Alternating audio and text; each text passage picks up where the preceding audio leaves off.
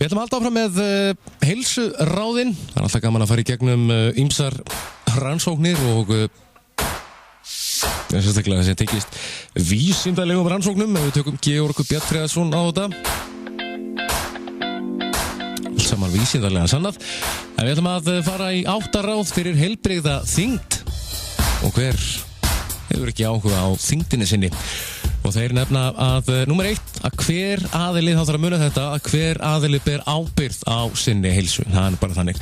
Og foreldrar ber ábyrgð á heilbrigðis uppeldi barna sinna og hvað keyptir í matinn er val og mælt er með því að fólk lesi vel á innihaldslýsingar við matarinnkaup og velji hollt hráefni eins og hægt er. Ýmislegt kemur á óvart, til dæmis hvað sykur hefur mörg heiti og er í ólíklegustum matvælum. Það er bara þannig. Og svo númer 2, að elda matinn sjálf frá grunni svo þú getur stjórnað hvaða hráefni er notað. Og til dæmis er gott að nota jurtakrydd í stað salts, notað góða fitugjafa og minnka sykurnotkun. Og það getur einnig verið skemmtilegt fjölskylduverkefni að skipuleggja matseðil vikunar og fara eftir árstíðum, til dæmis úr skólagörðum eða beint frá bíli. Það má gera ýmislegt skemmtilegt sem tengist mat. Og að drekka vatn, það skiptir miklu máli. Þeir sem vilja fá sér safa ættu frekar að velja ekta ávaxta safa, til dæmis nota ávaxta pressu eða kaupa hreinan safa.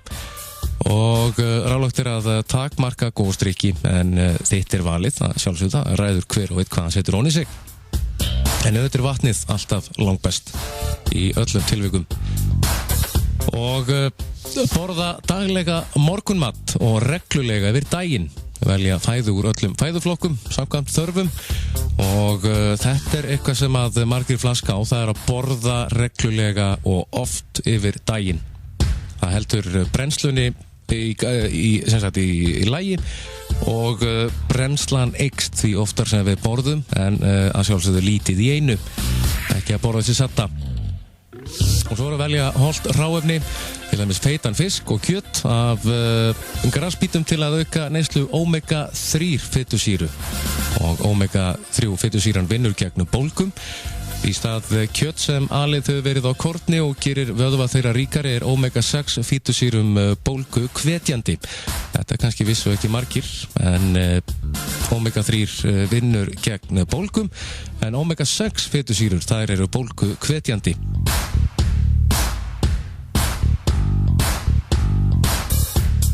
Svo er að velja heilsusamlegar matreiðslu aðferðir, til dæmis að gufusjóða fisk, setja kjúklingabringu í mínútugrill eða oddbaka í stað þess að nota djúpstekingar olíuna. Og borða saman í rólegheitum til að auka samveru og njóta þess að vera saman og borða saman. Og það má til dæmis hvíla þá sjónvarpið, síma og tölvur á meðan, sem er orðið eitt aðalverkfæri mannsins í dag. Það er sjónvarp, sími og tölvurnar, og það er símarnir og spjaldtölvurnar fara með manni nánast hvert sem er, hvort sem það er klósett eða upp í rúm. Þetta er orðið svolítið magnað í dag.